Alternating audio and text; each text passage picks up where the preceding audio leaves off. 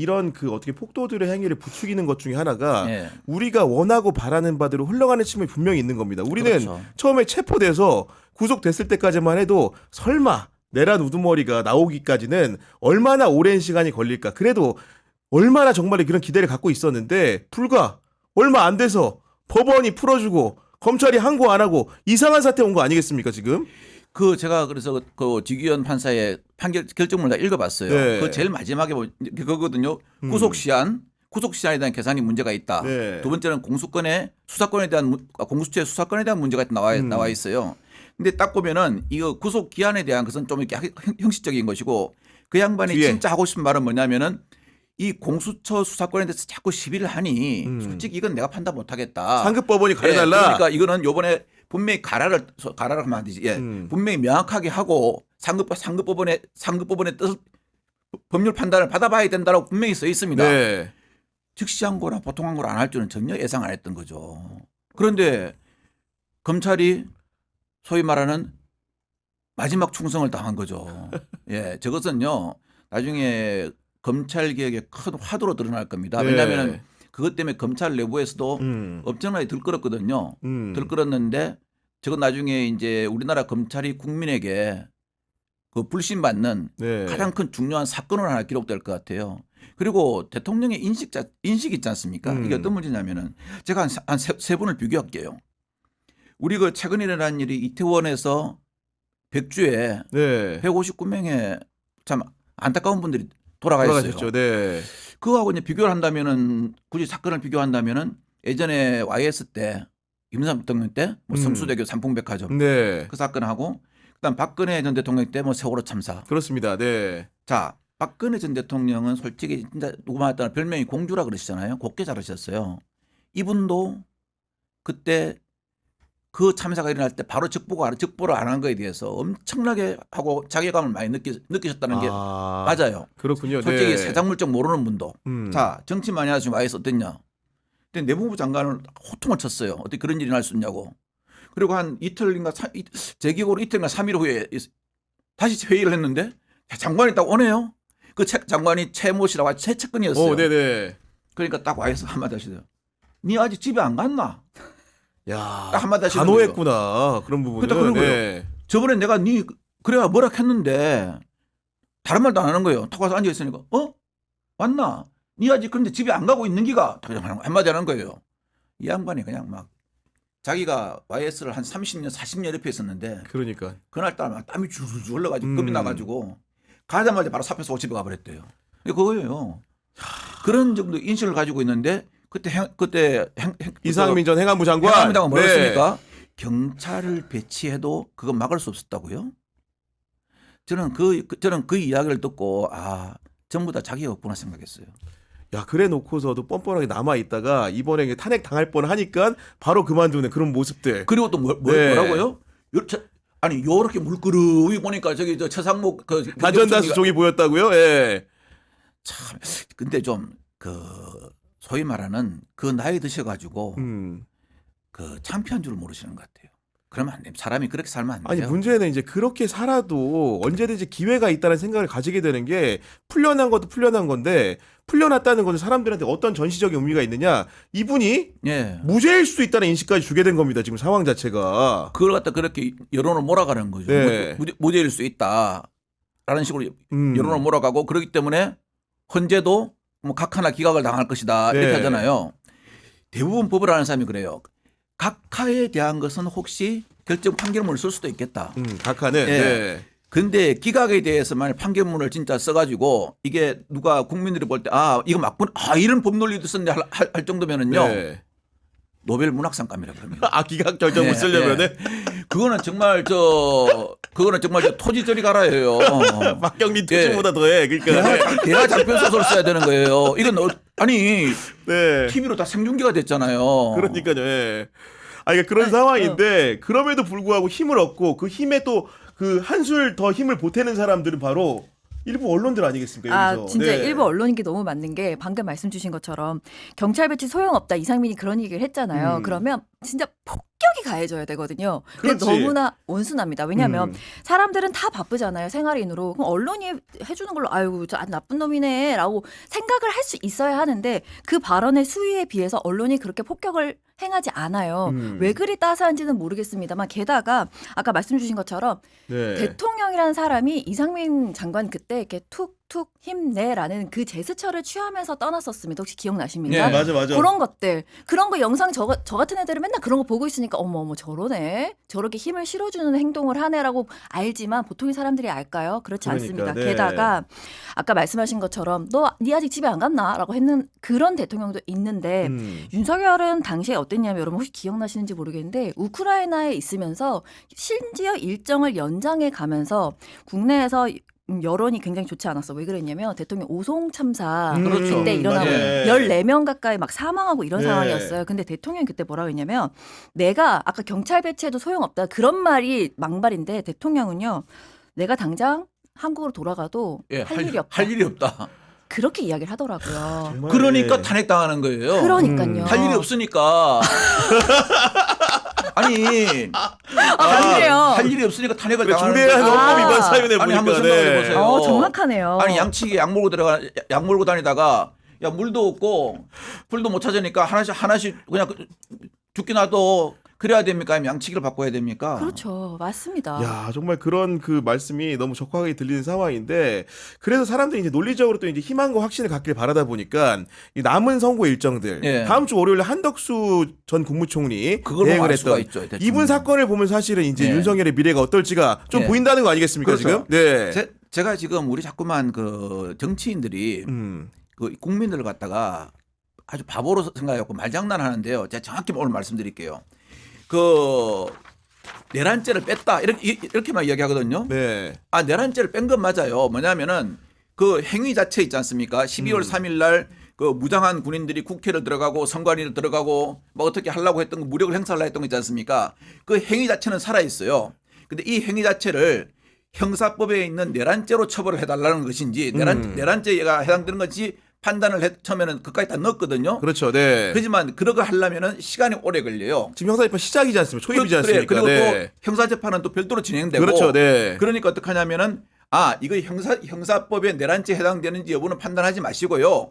이것이 대통령 탄핵 사유인 헌법과 법률의 중대한 위반인가를 판단해 달라고 한 거예요. 그러니까 갑자기 헌법과 법률의 중대한 위반에 해당하는 점을 빼버리고 네. 내란죄 뺐다. 아무것도 없다. 삭제했다. 취소했다. 이렇게 나오거든요. 선정적인 말로 나온 겁니다. 네. 그런데 그거는 있지 않습니까? 그 당시에 주심 재판관이 딱 이야기했어요. 딱 갈아터버렸어요.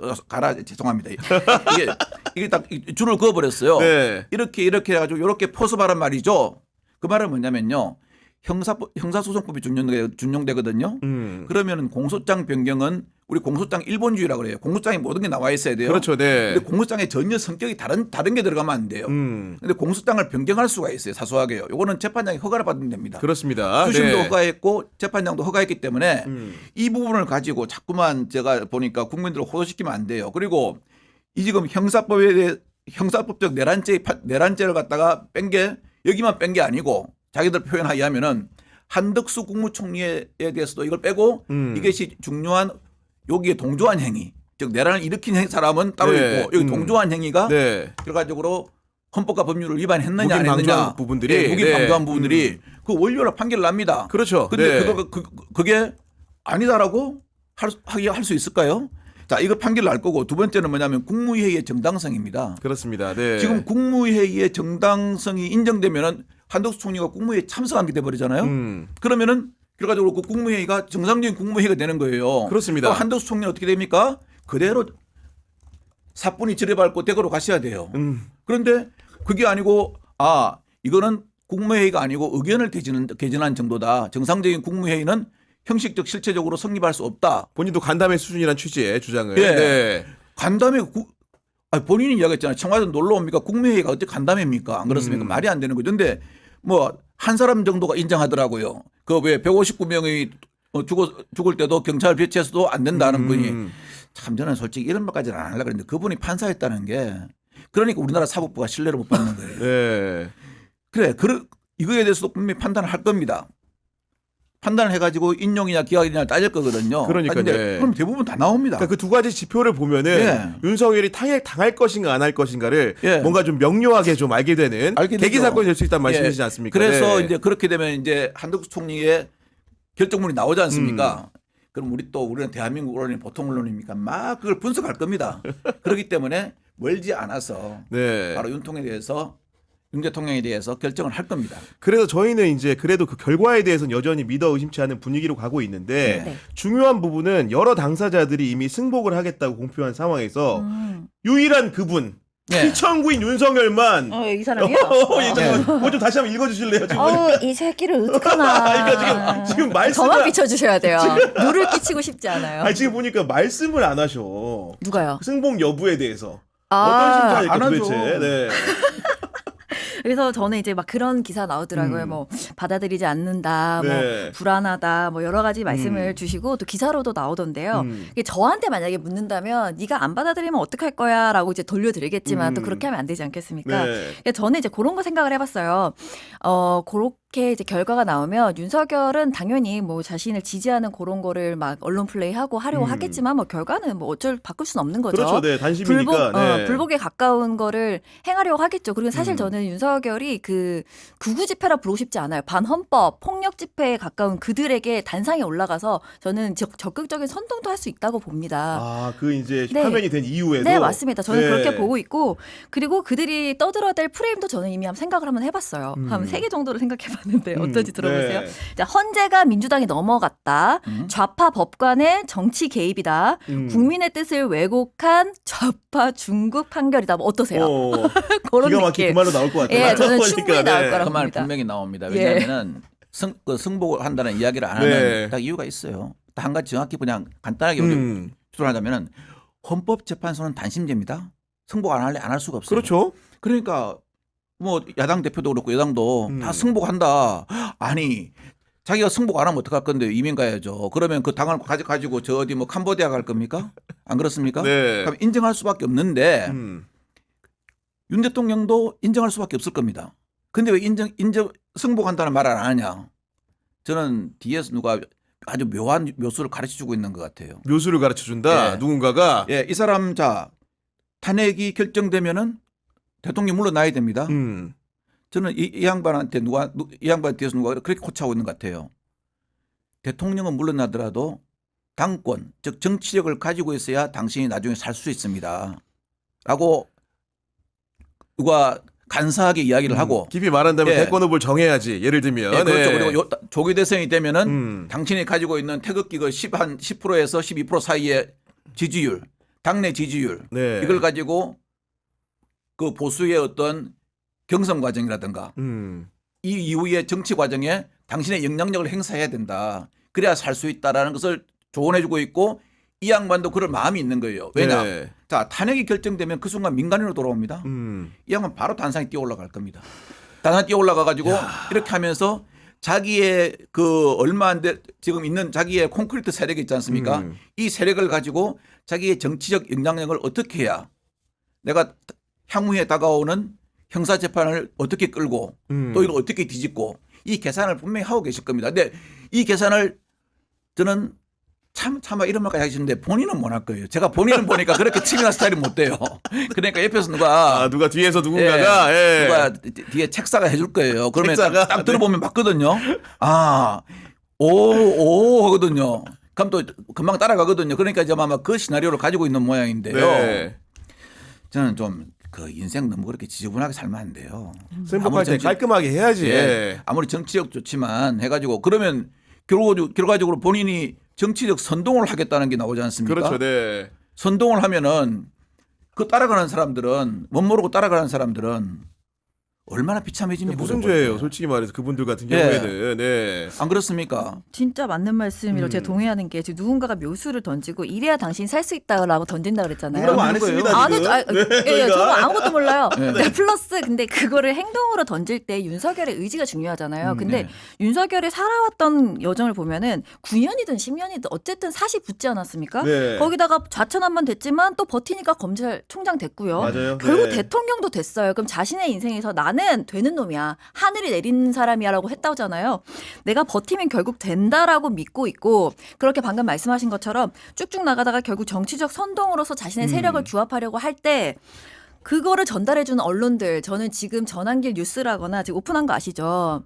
예. 오픈했어요? 전환길 뉴스라고. 예. 진짜로? 전환길 본인이 자기 직접 신이 하는? 네네 언론 하겠다고 했잖아요. 근데 열었거든요. 근데 들어갔더니 뭐 잔뜩 버그가 있더라고요. 그래서 네. 찾아봤더니 뭐 많은 사람들이 접속을 한 번에 해서 다운된 거다 이런 또 기사가 있던데 네. 뭐 모르겠고 전환길 뉴스 같은 게 이제 만들어진대요. 만들겠대요 본인이. 이제 요런 데서 이제 뭐 스카이데일리도 그렇고요. 뭐 많아요. 그런 데서 이제 또 야무지게 만져가지고 정치적 선동하는 말도 안 되는 프레임으로 윤석열이 떠들어대는 거를 전달해준 언론들의 통로들은 또 마음껏 있다. 유튜브도 마찬가지고요. 야, 맞습니다. 저도 다 들은 게 있어요.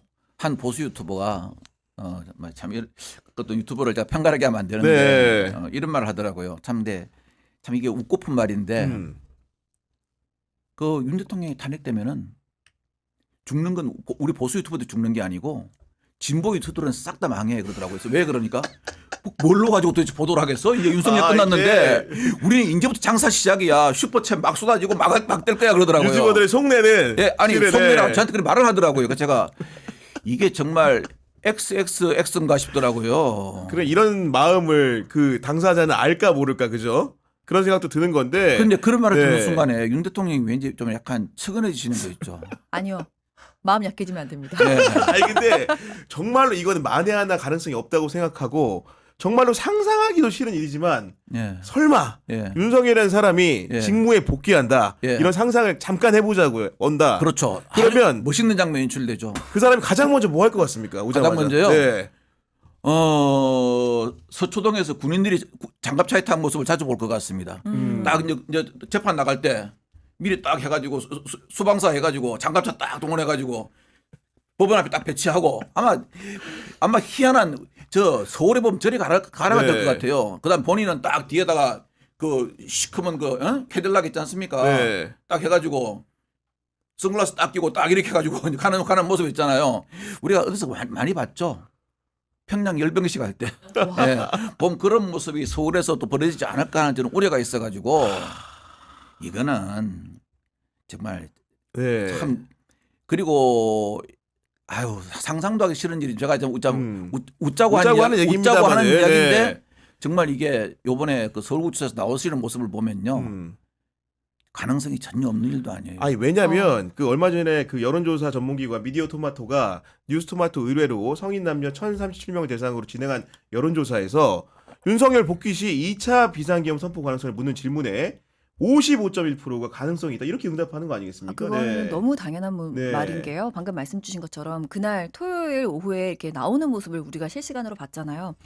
딱 총 들고 그다음에 진짜 보란 듯이 막 이런 거 하면서 등장하잖아요. 그러니까 저 사람이 저게 지금 뭐 겁을 먹었든 어쨌든 그 내면은 알 수 없으나 어쨌든 우리에게 보여주는 모습은 이런 것이구나. 나 아직 건재하다 얘들아 조용히 해야지. 따라와야지라는 보여줬잖아요. 네. 그렇다면 다시 복귀를 한다. 상상도 하고 싶지 않고 그런 일은 없을 겁니다만 SF 느낌으로 상상을 해본다면 방금 말씀 주신 것처럼 자 이제 나는 진짜 시작을 하고 2차 계엄 이런 느낌도 그런 말도 필요 없을 것 그냥 같습니다. 대놓고, 네. 맞습니다. 대놓고 가는 거예요. 이제 뭐 안 그렇겠습니까? 1차 네. 계엄에서 자기가 인정을 받았다고 할 거예요. 맞습니다. 1차 계엄이 국민들이 인정했어. 그러니까 2차 계엄 해야 돼라는 생각을 가지고 있는데 여기 또 정말 우리 그 성난 국민들은 가만히 안 있을 거 아니겠습니까? 네. 그러면 그 부딪힘, 위협력의 충돌을 다시 계엄의 빌미로 사용하는 거죠. 사회가 이렇게 불안정돼 있다. 항상 보면 그 전제군주나 독재자가 할 때 정당화할 때 네. 자기 행동을 정당화할 때 일부러 사회 혼란을 부추깁니다. 그렇죠. 네. 네, 사회 혼란을 싹 부추긴 다음에 이거를 갖다가 사회 혼란을 안정시킨다는 그러한 명분으로 상대의 정치세를 탄압하는 것은 정치학에서 가장 기본입니다.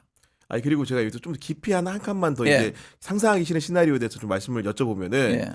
그 최상목이라는 사람이 있잖아요. 예. 최상목 권한대행이 예. 여하간 헌법재판관 2명을 좀 임명을 하면서 예. 그 여권의 반발을 사다가 지금은 이제 방패막이가 되면서 예. 야권의 큰 반발을 사고 있는데 예. 이 사람이 사실은 그 계엄 상황에 대해 진술한 걸 보면은 자기는 굉장히 그 상황이 싫었다는 취지로 말하고 있거든요. 예. 윤석열이 만약에 돌아오면 예. 최상목을 어떻게 할 것 같습니까? 그분의 스타일을 판단하려면요. 네. 2016년도로 다시 돌아가면 알 것 같아요.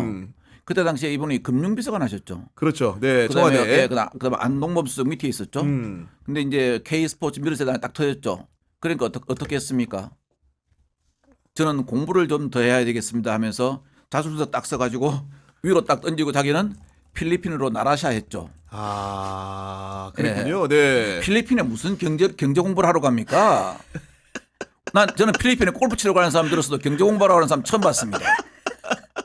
아니 그런 상황인데 이번에도 보면은 계엄 상황 초기에는 예. 굉장히 이렇게 뭔가 공직자로서 본인은 그 상황 용납이 안 된다는 태세를 취하다가 예. 요즘 들어서는 누가 보더라도 여권에 충실한 충복 역할을 하고 있는데 그런 왔다 갔다 한 행보를 보인 최상목, 윤석열이 돌아오면 어떻게 할 것 같으신가 궁금한 겁니다. 예. 왜 저 반려 뭐 있잖아요. 네, 그죠? 예, 제가 참 한나라의 그 권한 대행을 그렇게까지 네. 격하면 안 되는데 그분은 제가 보니까 자기 어떤 주관이나 이런 게 전혀 없어요. 예, 주관이 없고 대세 추종을 예, 그냥 그리고 그거에 대한 어떻게 할 수 있는 용기도 없으신 분 같아요. 저렇게 하면 욕 먹는다는 거 뻔히 알고 있습니다. 그러니까요. 뻔히 알고 네. 있는데 어떻게 하면은 나는 물도 아니고 술도 아닌 그런 표현을 받을까? 그러니까 이쪽으로 가면은 이쪽으로 가고, 네. 즉 바람이 부는 날은 바람으로, 비 오면 비에 젖어 사는 그런 스타일로 가시는 것 같은데요. 그래서 우리나라가 하루 빨리 조기적으로 안정이 돼야 됩니다. 맞아요. 네. 네, 안정이 돼야 되고요. 아유, 그리고 다시 참 할 말이 없네. 할 말이 제 양반이 됐어요. 아니 그리고 이제 최상목이라는 사람이 대행이 될 때만 해도 그래도 이제 기본으로 재정 관료 출신이다 보니까 어쨌든 어수선한 그런 상황 속에서 경제 부분에 있어 가지고는 조금 더 안정감 있게 가져갈 거다 이런 생각했는데 지금 아까 설명해 주신 대로 그런 상황도 아닌 걸로 보이는 거고 굉장히 실책이 많은 걸로 보이는데 여전히 언론 같은 경우 이 부분에 대해서 명확하게 정치적 판단을 안 내려주고 있는 것 같아요. 아, 지금 최상목을 어떻게 조명하는지 언론에서 진짜 너무 어이가 없는데 저는 이제 막 법적으로 따져나가는 그런 언론들이 교묘하게 최상목이 헌재에서 위헌이야. 상목 선생님 정신을 네. 좀 차리세요. 그 위헌이니까 빨리 상설특검 임명하셔야 되고요. 그다음에 망원역 재판관 임명하셔야 됩니다. 안 그러면은 너가 지금 위헌을 하는 거야라고 정확히 나왔잖아요. 그런데 기사에서 뭐라고 나오냐면 민주당이 강압적으로 지금 최상목을 압박하고 있다라는 거를 진짜 그냥 한번 쳐보시면 수두룩 빽빽하게 나옵니다. 그렇군요. 네. 자, 근데 그거를 봤을 때 다시 한번 말씀드리지만 사람들은 기사를 그렇게 꼼꼼하게 읽지 않아요. 다 바빠요. 이미지로 소비하지. 맞습니다. 네. 이미지가 남는 거야. 아, 민주당 저 녀석들이 자꾸 이렇게 흔들려고 하네. 그렇기 때문에 줄타넥이란 단어를 계속 쓰는 거 아닙니까? 네. 헌재에서 줄타넥 아니야. 할만했어라고 이야기했지만 그 단어를 반복해서 쓰는 거 아니겠습니까? 거기다가 정말 저는 아주 가소로운 행위가 어떤 거냐면 최상목이라는 사람이 지금 신나게 돌아다니는데 그거에 대해서 비판하는 게 아니라 퍼스널 컬러가 뭐 가을 웜톤이 어떻고 이런 기사가 나와요. 보셨나요? 저는 깜짝 놀랐어요. 대구 있는데 가을 웜톤? 뭐 가을 뮤트? 이게 제목이에요. 내가 세상에 이게 무슨 일이냐. 이렇게 한가한 그죠? 너무 예. 한가로운 가서 떡치고 있는데 그거를 막 이렇게 도시였습니다. 이게 무슨 일입니까 지금 나라가 막 태평성대예요. 아니, 그러니까 네. 지금 우리나라 경제와 외교가 떡을 치고 있습니다. 아 그런 메타포였나요? 아니 최상목 권한대행이 정말 잘못하는 게 하나가요. 네. 그건 경제 관료죠. 법을 갖다 자기 마음대로 해석해요. 네. 자, 국회에서 상습특검 이렇게 하면 임명한다 돼 있거든요. 헌법재판관 이렇게 하면 임명한다 돼 있어요. 근데 앞에 해야라고 하는 게 없기 때문에 한다 돼 있는 것은 의무조항이 아니다 그래요. 자, 우리가 형사법을 보면요. 형법 250조 이렇게 돼 있어요. 사람을 죽인 자는 5년 이상의 징역, 무기 또는 사형에 처한다 돼 있어요. 처해야 한다 안 돼 있어요. 처한다 돼 있어요. 그걸 법정형이라 그래요. 법조항에서는 한다라는 게 의무조항입니다. 그래서 저는 좀 제발 좀 이렇게 있잖아요. 이 말 가지고 국민한테 장난치지 말고요. 그러니까 네. 한다라고 되어 있으면 이건 반드시 의무조항이라는 거. 형사법 보면은요. 뭐뭐에 처한다. 뭐뭐에 처한다 되어 있지 처해야 한다 안 되어 있어요. 네. 근데 그게 의무조항이거든요. 그렇습니다. 네. 이것도 마찬가지예요. 임명한다. 하라는 것은 의무조항입니다. 그러니까. 그래서 법 해석 있잖아요. 거짓말하지 마세요. 우리나라 국민들을 완전히 그 수준을 낮게 보는 것 같은데 이제는 워낙 언론에서 다 이야기해 줘가지고요. 다 압니다.